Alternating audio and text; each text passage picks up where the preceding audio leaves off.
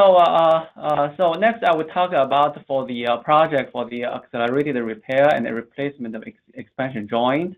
And this slide shows my research team. So first, I want to give an overview of the research tasks and deliverables. And then I will talk about task 1 and 2, which has been the task we completed during the last several months. And then I will talk about task number 3 because we will start with task number 3 very soon. So for task number 1, so basically we conduct a literary review on this topic. And for task 2 is to develop the method for accelerated expansion joint repair. And task 3 will be like a perform experimental study to confirm the constructability. And task 4 is to provide the accelerated options. And task 5 is to provide cost analysis. And task 6 is to develop design guide and manual for bridge engineers, followed by the final research report. For the research deliverables, we'll provide the tentative ABC UTC guide. We'll provide 5-minute videos and also the final research report. So for task number 1, we complete the little review on this topic. We found the failure modes for the most of expansion joint. It is snowplow damage. It is concrete spalling, tearing, all those different failure modes. And we and sometimes when we have a need to repair the we also review the repair method and also the replacement method of the expansion joint. We also review the case studies with innovative concrete removal and also the typical joint used like sliding plate, strip, seal, etc. So for task 2, the outline is to develop a method for accelerated bridge expansion joint replacement and elimination. So basically, we identify the bottlenecks in the replacement process, identify different options for different expansion joint type, and develop suitable mixes. So for the replacing the joint, we notice there are like several processes, like replacing, remove existing joint, remove surrounding concrete header, replace and add exposed reinforcement, mix the repair concrete, and pour and install joint and allow concrete to cure. So we found like 2 processes that's most time consuming is one is the demolition and the curing of concrete. That's why in this task 2, we focus on this 2 aspects. So for the demolition, so we look into like 3 methods. One is a pneumatic breakers, another is saw cutting, and another one is hydro demolition. So for all the 3 methods, and also for the concrete mixes, I will follow the format, give the advantages and disadvantages, and eventually, I will show you why we make the decision which method we prefer to use. Well, for the advantage for the pneumatic breakers, it is very familiar to contractors. It can reach confined areas and has quick setup, and it's easy to control. For disadvantages, like it requires large workforce, it requires a long time, and there is a risk of micro fracturing the remaining concrete. And also there is a risk of damage to existing rebar. There is dust control and an exposure problem. For the saw cutting, the advantage of that is also familiar to contractors. It's easy to remove concrete in blocks and a low risk of damaging remaining concrete. The disadvantage of that is like it is a smooth surface, so the bond is a problem, and the area is left wet after the demolition. And for the it also has a potential overcut, also require a larger workforce.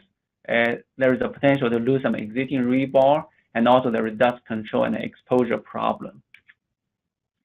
For the hydro demolition, for the advantage for that is it can leave a rough edge, so it will give a good bond between the old and new concrete. No surface prep is needed, not like the other methods. And then also it minimizes the residual cracking of remaining concrete. It just requires small workforce, and it is the fastest demo method. Just give you some idea for the demo rate. For the single pump, we use is about like 8 to 25 cubic foot per hour. And if we use dual pump, it's about like 17 to 34 cubic foot per hour. The disadvantage, one is the cost. Another one is create a wastewater slurry, and the area is left wet. And also, it's sometimes we have to be very careful to control the depth of removal. So that's for the kind of like demolition method. So next, I will show another aspect, which is for the high early strength mixes. Again, the topic of this one is accelerated repair. So that's why we want some mixes which has early strength, so we can finish the construction and open to the traffic much sooner. So we have compared like 4 different methods, like magnesium phosphate cement, elastomeric concrete, UHPC, and fiber reinforced concrete. For the magnesium phosphate cement, the advantage for that is set time is pretty quick. It's about 10 to 20 minutes. It's air cooled instead of moisture cooled, and it can be cast in cold weather. It can be open to traffic in about 3 hours. But this advantage for that is it has cast below 86 degrees. Historically, it's only be used for small patch jobs. It's not like for the expansion joint. And also it has like poor water resistance, high potential to crack on the impact load, and also it has poor freeze and thaw durability. For the elastomeric concrete, the advantage is that it has good bonding, it's a low spalling risk, 4 to 5 hours to place and open to traffic, and it can be resistant to freeze and thaw. But this advantage for that is should not be installed in a wet environment, and service life is about like 25 years. UHPC, the advantage for that is has very high strength. The minimum compressive strength for UHPC now we are looking at is about like 22 KSI. It has a high bond strength, low development length, and very durable, very long service life. But this advantage that is it is the most expensive materials. The initial set time is 12 to 24 hours, and we have to ensure proper form work and fiber distribution. And it's not very familiar to the contractor at the time. For fiber reinforced concrete or FRC, so advantage for that is it has a good bonding to concrete, and also it's durable to chloride and all those like different impacts. And usually it can be open to traffic after about 1 day. But this advantage is compared to other traditional concrete, is still like more expensive. And also similar to UHPC, we have to ensure proper fiber distribution. And also it's not very familiar, although people have used that, but not so familiar to contractors, and it has reduced workability, not like UHPC. So after reviewing all those methods, so this is the method we propose to use. We want to use a combination of UHPC and hydrodemolition. It's because it has all the benefits, and also it limited the wait time for the construction process, and this can offset the initial cost of UHPC. And some costs can be reduced if you use non-priority mix. And also it's durable. So let's say if we combine that with more durable extrusions like stainless steel extrusion. So maybe in the future, we don't need even to replace the extrusion. So for hydrodemolition, it gives like a wet surface, and actually which is good for UHPC. And also the rough surface, it limits the surface prep time. So for the replace joint, what we are looking at is a strip seal joint because it's a very common joint. We consulted with Iowa and also Minnesota. This is one of the most common joints used in the states. So for the service life, it's about like 15 to 20 minutes.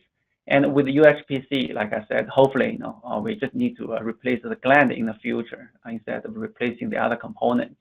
So concrete removal, we're looking at like 1 foot on either side, and 5-inch deep to be used as like anchor. So typically, there are several different strip seal we can use, and typically that will show like one on this slide, which is from DS Brown. So for the task number 3, we will start with this task. So we will do some testing to evaluate the constructability. So the procedure is more like, first we pour the deck, and then we replace this deck, use the hydrodemolition and the UHPC, and then we test the new joint, and then we compare the performance of those 2 joints.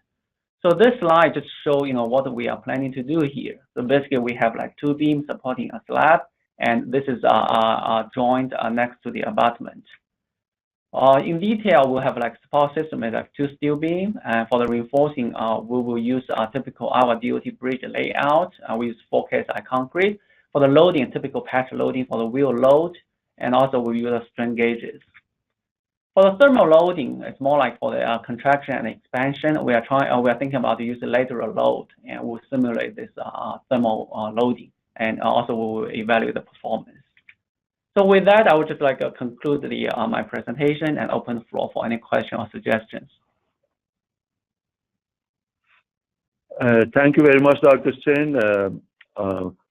With delay, you made it very well on time. I have one quick question. I'm not sure if you pointed out in your presentation or not. On the methods of demolition, did you also consider the safety of the method? Because I personally have a bad experience with hydro demolition and the pressure hoses, etc. So did you consider the safety? Yeah, the safety. Yeah, we did consider that safety into the account, but it's always like effective. They have two sides, right? So for this project, we really focus on the accelerated repair. So that's we give like a different weight to different factor. So I mean, for the safety, we can always do something to improve the safety. But in terms of which way is more like we can repair or replace the joint much faster. I think the hydro demolition will be the best candidate, at least what we are thinking at this time. Yes, I agree. Thank you very much. Thank you. Oh, thank you. So with this, we'll end this presentation.